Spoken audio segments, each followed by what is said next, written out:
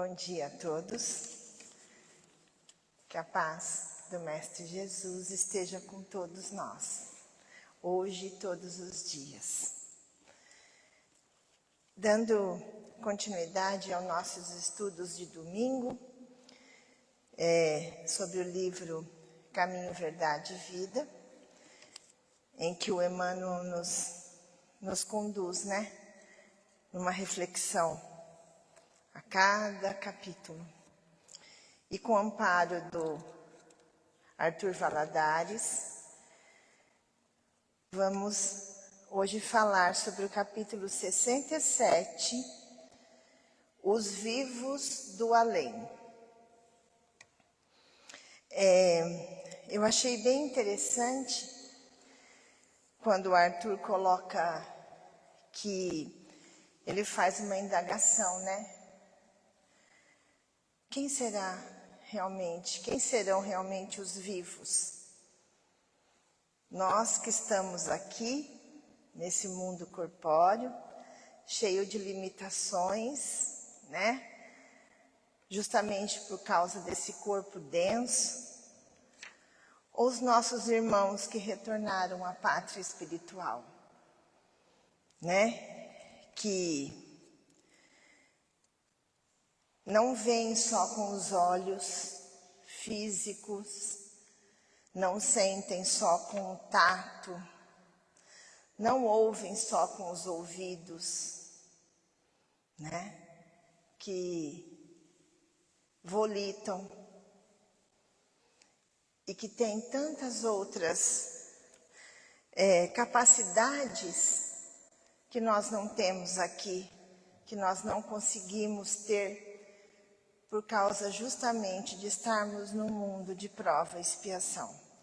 Claro, fazendo uma parte aqui que eu esqueci de falar, esses espíritos que estão nessa condição, lá no mundo espiritual, que já estão melhorados, que já não estão com as paixões do egoísmo, da inveja. São espíritos que trabalham por nós aqui e que lutam, para a nossa melhora moral. Então, qual será os verdadeiros vivos? Nós aqui ou eles lá?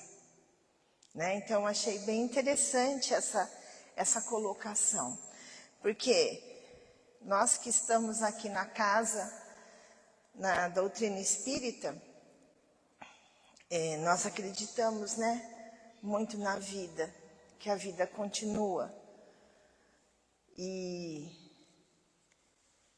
Mas às vezes a gente esquece que o trabalho deles é tão árduo para nos ajudar aqui, e a gente sempre se refere a eles como os mortos, E a gente quando a gente vê um corpo morto, é um corpo inato, um corpo paralisado, e eles trabalham tanto pela gente e pelo mundo todo.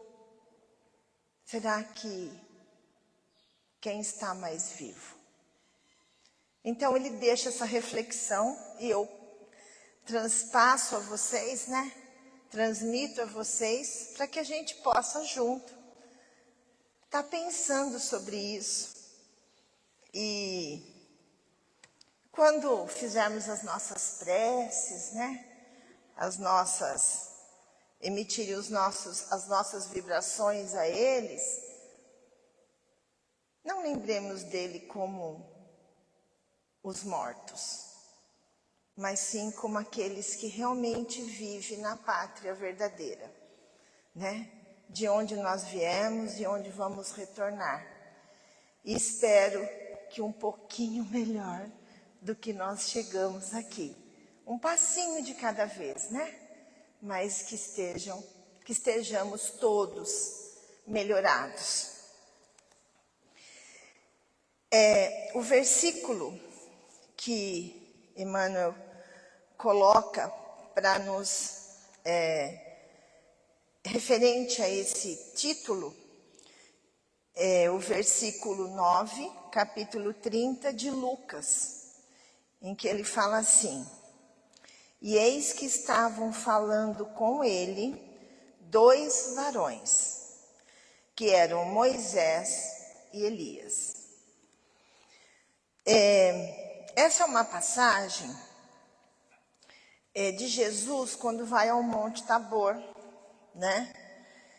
E lá no monte, ele faz um diálogo com Moisés e com Elias, em espírito, né? Moisés e Elias estavam no Monte Tabor em espírito.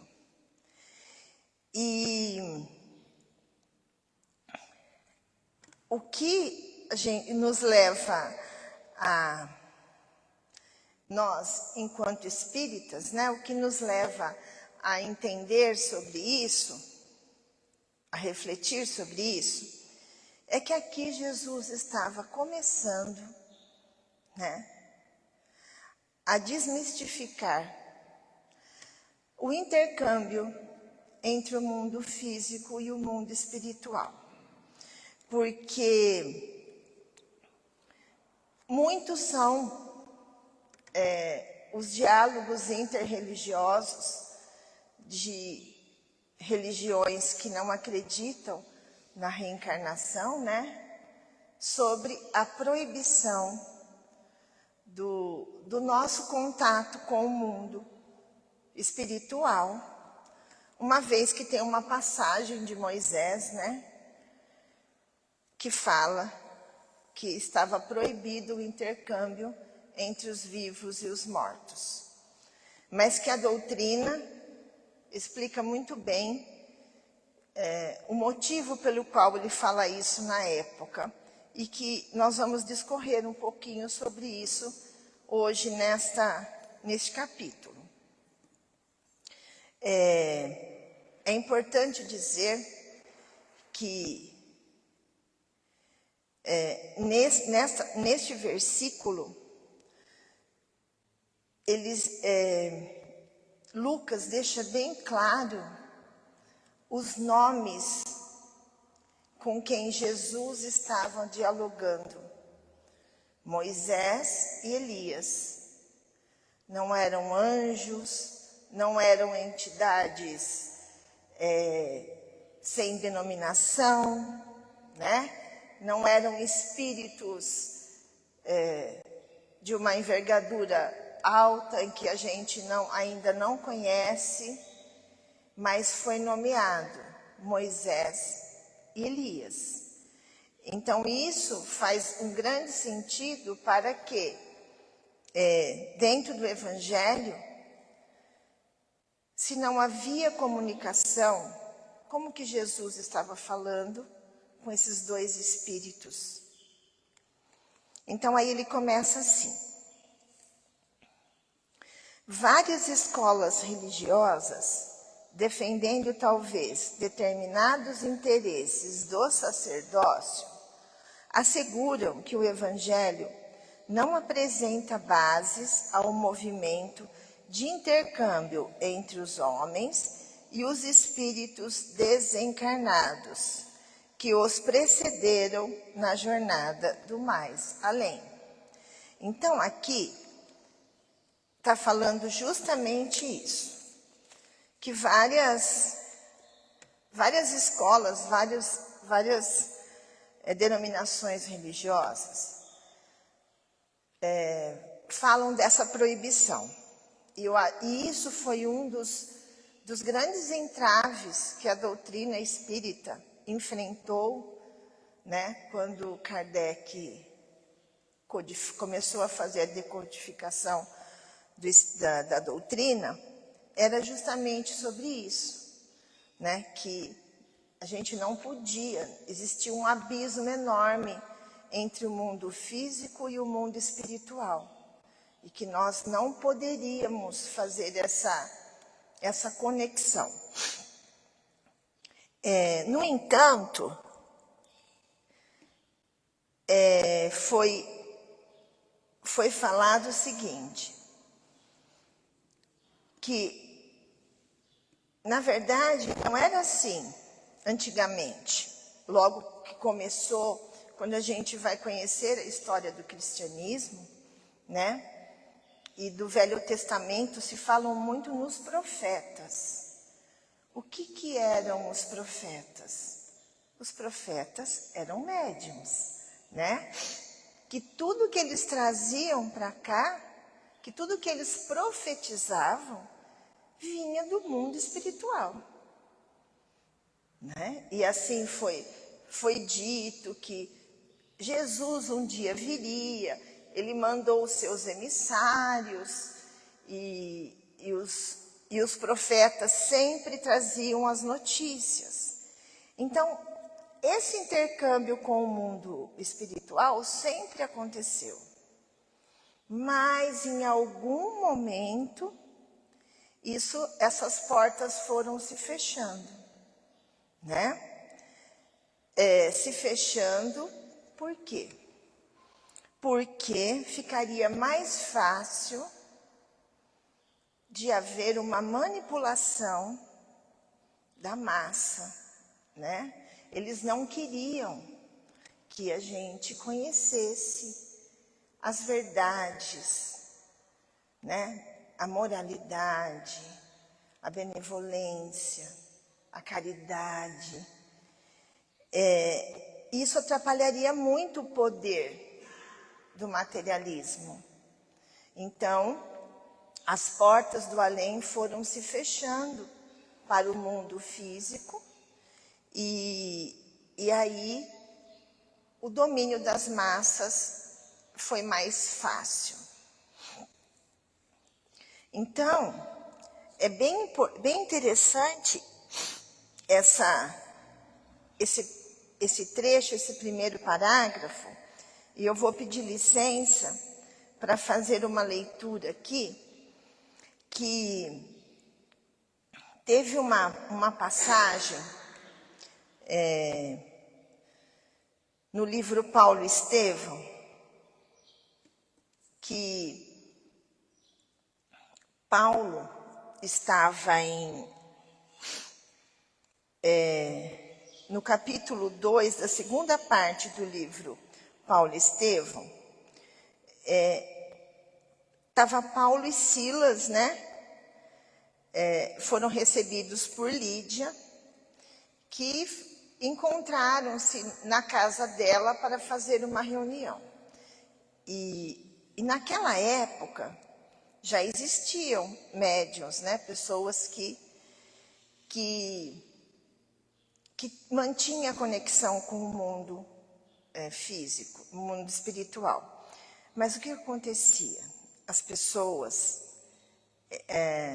tinha aquelas pessoas que manipulavam essas pessoas, que usavam essas pessoas para conseguir dinheiro, conseguir ganhos, para fazer dessa comunicação um misticismo, uma feitiçaria, né? E nesta passagem existia uma moça que ela era médium.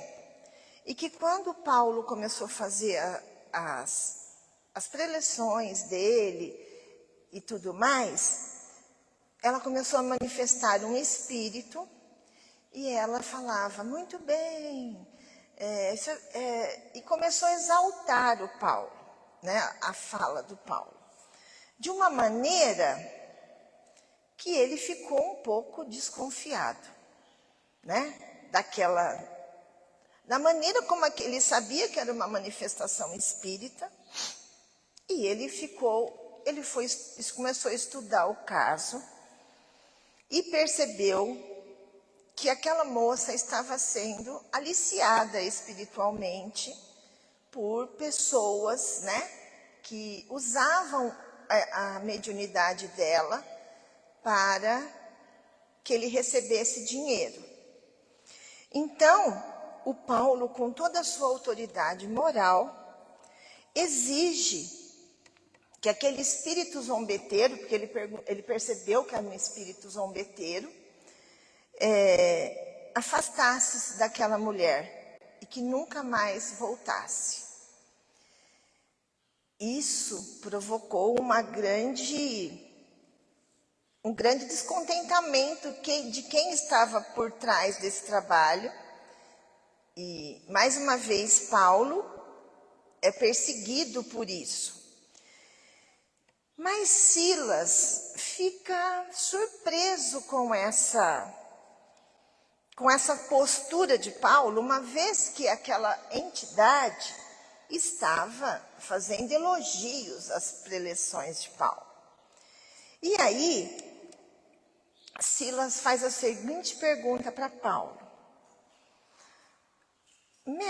Paulo, mas você é contra, o intercâmbio com o mundo invisível? Aí eu peço licença para a resposta de Paulo, que está, vou ler de novo aqui, está no capítulo, no capítulo 6, da segunda parte do livro Paulo e Estevão. Aí ele responde assim: claro que não. O cristianismo sem comunicação com os espíritos, ou seja, a mediunidade, é como um corpo sem alma. Se fecharmos a porta da comunicação com a esfera do mestre, como receber seus ensinos?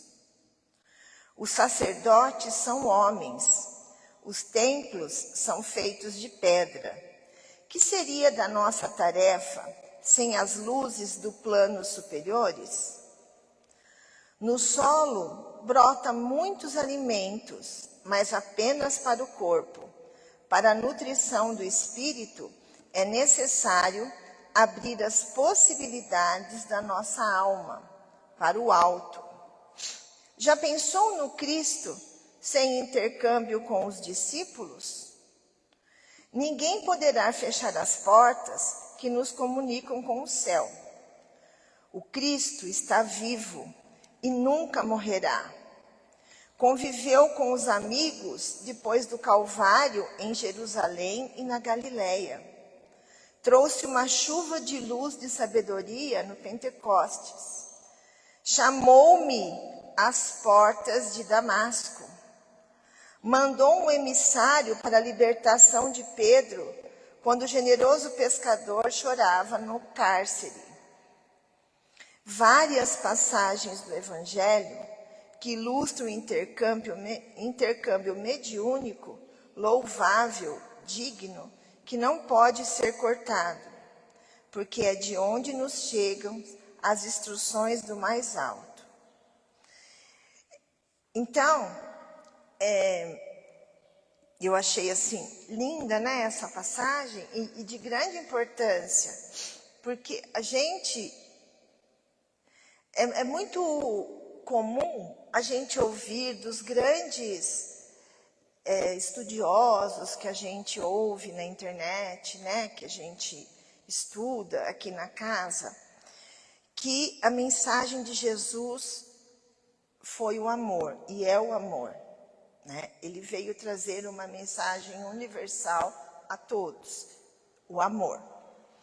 E que Jesus, não existe uma passagem de Jesus falando sobre reencarnação, falando sobre a comunicabilidade dos espíritos. É muito comum a gente ouvir isso. Diferente de outros emissários que vieram antes dele, lá no Oriente, que fala muito sobre a reencarnação, sobre o espírito, Jesus não falava sobre isso. Ele só pregava o amor. Mas, acho que eu não sei se é um olhar meu, é lógico, ele não falava, mas ele vivia isso. Então, cabe a nós termos essa sensibilidade quando lermos o Evangelho, de perceber essas coisas. Do mesmo jeito que Francisco de Assis e muitos outros grandes aí, personagens que nos inspiram, fala que melhor do que a gente falar sobre o Evangelho é vivê-lo, né? Jesus fazia isso.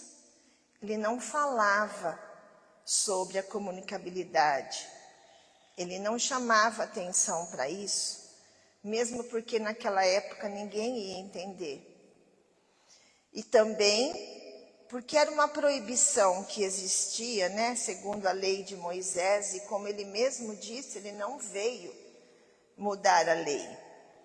Mas quando a gente lê um trecho desse de Paulo, fica tão visível para a gente, né, que a todo momento Jesus estava se comunicando com o mundo espiritual. Não só com os bons espíritos, com espíritos de envergadura, como no Monte Tabor, que ele fala com Moisés e Elias, porque ele enfrentou grandes obsessores, né? Ele foi muito perseguido por aqueles que não queriam que ele concluísse a obra que o Pai o enviou, né? Então, eu achei bem interessante, e por isso que eu pedi licença, né, para trazer isso aqui, que Arthur Valadares abriu para a gente no livro Paulo Estevão. Eu li esse livro e vou falar, não me atentei a essa parte, né, tão rica. E por isso que é bom os estudos, né? A gente está ouvindo outras pessoas que são grandes estudiosos, que nos abrem o olhar para isso, o sentimento para isso. Então, é isso, né, que o Espiritismo veio reviver. Quando Kardec traz a codificação da doutrina, ele vem trazer isso novamente para nós. Falar que é possível, sim, essa comunicabilidade, que nós temos que estar atentos a isso e que podemos, sim, voltar a ter essa comunicação com o mundo espiritual, né? Porque somos espíritos. Nós esquecemos disso porque estamos nessa roupa aqui, pesada, né, densa. Nós somos espíritos em evolução. Por que os nossos irmãos não estariam nos ajudando? Por que nós não podemos ajudá-los também, né? Com as nossas preces, com as nossas orações. Por que nos fecharmos para isso? Entretanto, nessa passagem de Lucas, vemos o mestre dos mestres confabulando com duas entidades egressas da esfera invisível, de que o sepulcro é a porta de acesso, que no caso aqui, Moisés e Elias. Aliás, em diversas circunstâncias, encontramos o Cristo em contato com almas perturbadas ou perversas, aliviando os padecimentos de infortunados perseguidos. Então é aquilo que eu falei agora há pouco, né? Que Jesus, nós temos várias passagens do Evangelho, mas ele também falava com aqueles que ele fazia o intercâmbio principalmente com aqueles, né, que precisavam dessa ajuda. Então, todavia, a mentalidade dogmática encontrou aí a manifestação de Satanás, inimigo eterno e insaciável.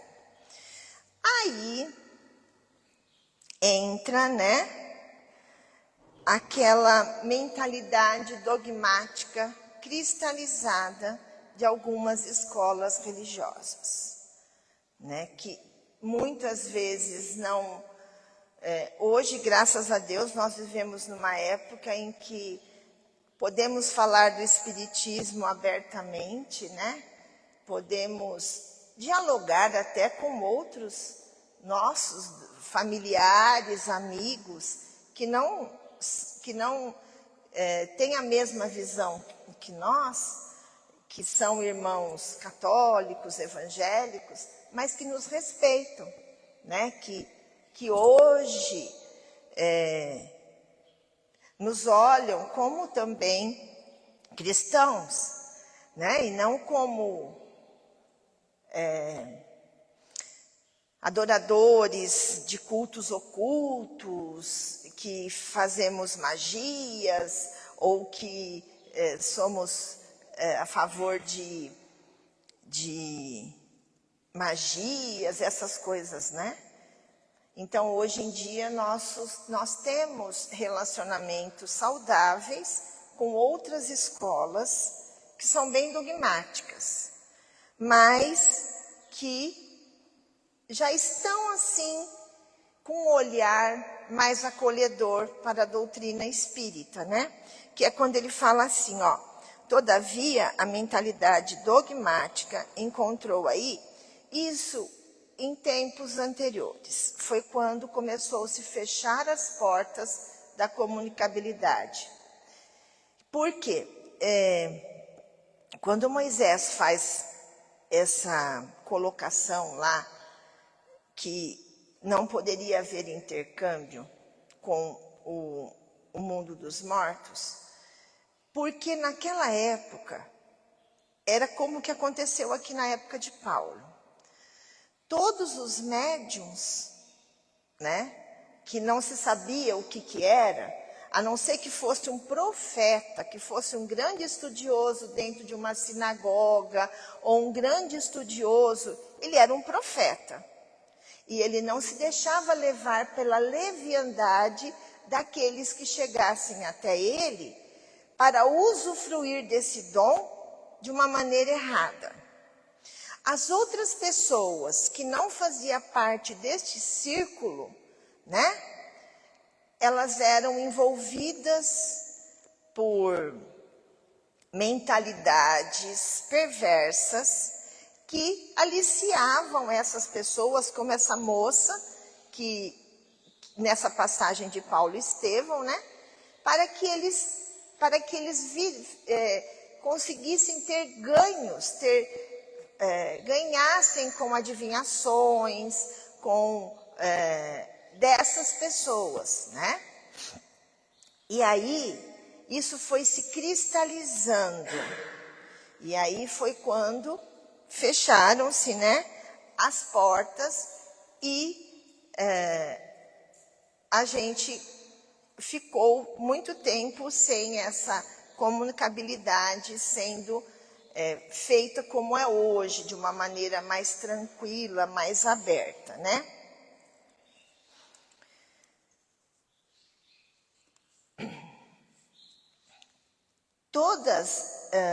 E aqui ele fala assim, ó: encontrou aí a manifestação de Satanás, inimigo eterno e insaciável.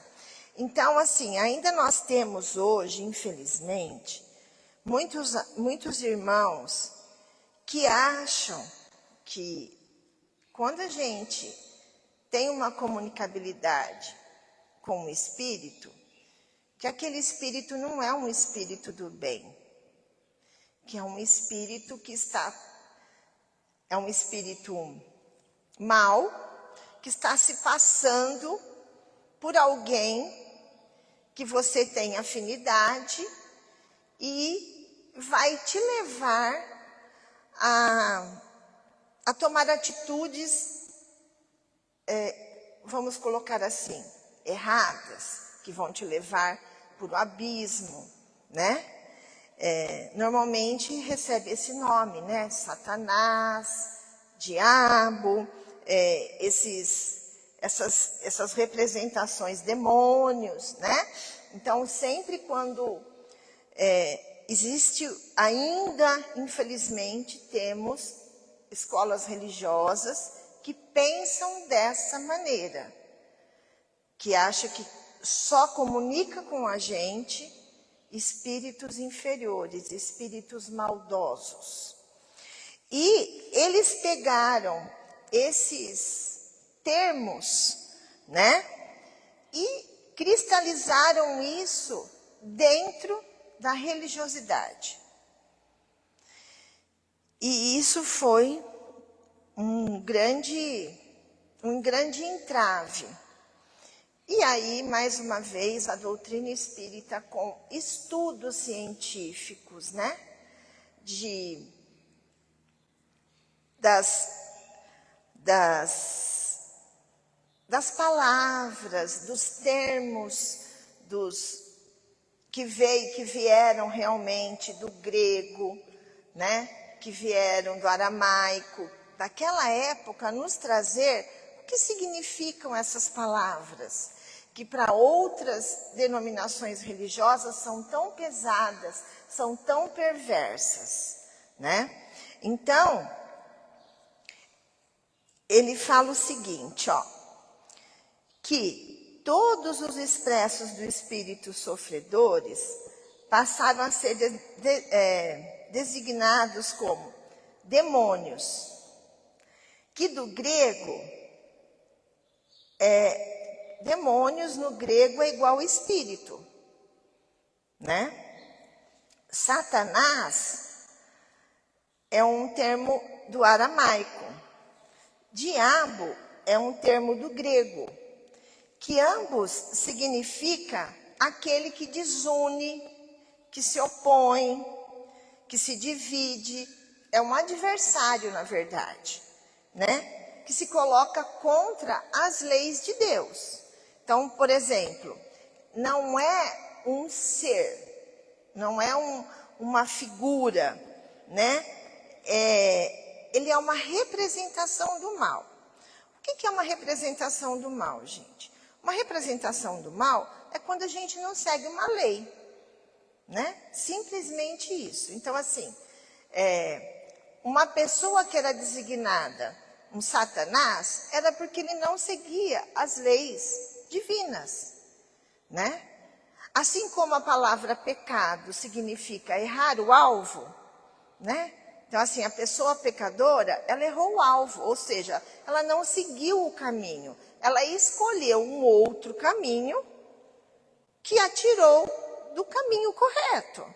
Então, isso é um pecado. E essas palavras que nós conhecemos como demônio, Satanás, diabo, simplesmente são representações. Não é uma figura. E essas representações, esses termos que vieram do grego, do aramaico, da origem dessas palavras, chegou até nós aqui, né, no Ocidente, como palavras que denominavam a comunicabilidade. Então, porque se a gente parar para pensar, eu penso assim, né, uma pessoa que é médium e que está sendo aliciada por uma pessoa vamos colocar assim, má índole, que quer aproveitar daquele médium para ter ganhos pessoais, ela não está sendo orientada por bons espíritos, certo? Então, eu imagino, se esse médium é um médium vidente, o que ele vai ver? Do que ele está cercado? De bons espíritos? De espíritos de luz? Um espírito de luz, bons espíritos, jamais permitiriam um aliciamento, né? Então, eu imagino que essa pessoa que está servindo, que está sendo envolvida por esses outros de má fé, ela vai ver o que os rodeiam. E não são entidades de luz, são entidades cheias de angústia, de inveja, de paixões, vícios, rancor. E a gente expressa isso no nosso espírito, né? E aí, essas palavras, quando esses médiuns descreviam o que eles estavam vendo, eles denominavam como demônios, como Satanás, como diabos, né? Então, trouxeram para nós entidades com esses nomes. Mas nós aqui da doutrina, e tem-se, né, vários livros que eu não vou saber agora nomeá-los, que diz que estuda muito sobre isso. Diz que o céu e o inferno, se eu não me engano, né, tem um capítulo todo sobre isso, e que a doutrina espírita vem desmistificar isso, né? Porque assim como a gente na doutrina sabe que não existe céu, que não existe o inferno, né, não existe um espaço físico que denomina isso, e sim, né, a nossa mente. A mesma coisa é isso. Então a gente tem que desmistificar isso dentro de nós como espíritas. Que todos são espíritos que estão evoluindo, que vão ter a mesma chance de chegar um dia, de cansar de fazer o mal, né? Porque chega uma hora, a gente cansa de fazer o mal e fala, chega, não aguento. Então aí vai mudando o seu padrão vibratório. Temos muitos livros dentro da doutrina que nos mostra isso. Então, é importante a gente conhecer o porquê que foi fechada essas portas. E que Kardec, né, muito bem amparado, instruído, veio abri-las para nós. E então que a gente possa também orar por esses irmãos, né? Desmistificar que existe tudo isso, que existe essa personificação da maldade em forma de uma imagem e que vai ser sempre assim, que ele não vai ter oportunidade de melhorar nunca. Será que um dia não fomos um desses também? Né? E hoje, graças a Deus, a Jesus, estamos aqui para refletir sobre isso. Então, que possamos também, né, vibrarmos, colocar as nossas dentro da casa aqui mesmo, né? Quantas vezes a gente ora muito por irmãos que chegam aqui tão debilitados espiritualmente e com um trabalho maravilhoso do passe, da água fluidificada, de tantos amores que estão aqui há tanto tempo com a gente, nos ensinando. Nós conseguimos melhorá-los um pouco. Às vezes eles não voltam mais, mas quando pior, voltam de novo e a casa está sempre aberta. Então é isso que a gente tem que lembrar, né? Que eles estão vivos, são vivos do além. E às vezes somos nós os mortos aqui que ficamos, né? Na passividade, né? Que queremos melhorar, mas não temos muita vontade. É mais gostoso ficar sentado no sofá, sem fazer, né, vamos descansar, depois a gente vai. Então, como será? Quem serão os verdadeiros vivos e os verdadeiros mortos, né? Bom, aqui, porém, trata-se de sublime acontecimento no Tabor, ou seja, né, o título lá do livro, né, do texto ali, se dá no Monte Tabor. Não vemos qualquer demonstração diabólica, e sim dois espíritos gloriosos em conversação íntima com o Salvador. E não podemos situar o fenômeno em associação de generalidades, porquanto os amigos do outro mundo que falaram com Jesus sobre o monte foram devidamente identificados. É aquilo que eu falei no começo, né? Lucas teve o cuidado de colocar nos evangelhos o nome de quem estava sendo feito, quem estava conversando com Jesus naquele Monte Tabor, para que não se pudesse falar, eram anjos, Não, eles foram devidamente identificados. Não se registrou o fato, declarando-se, por exemplo, que se tratava da visita de um anjo, mas de Moisés e do companheiro, dando-se a entender claramente que os mortos voltam de sua nova vida. O Evangelho nos mostra, né, que eles interagem, que existe comunicabilidade com os irmãos que voltaram à verdadeira pátria, que voltaram à casa, porque aqui não é nossa casa, nós estamos de passagem, né? E fala que eles estão vivos, né? Operando, atuando, e que o intercâmbio é perfeitamente natural, desde que seja feito com moralidade, com caridade e discernimento, que hoje possamos exercer o cristianismo redivivo, que é esse que a doutrina espírita tanto traz para nós, né?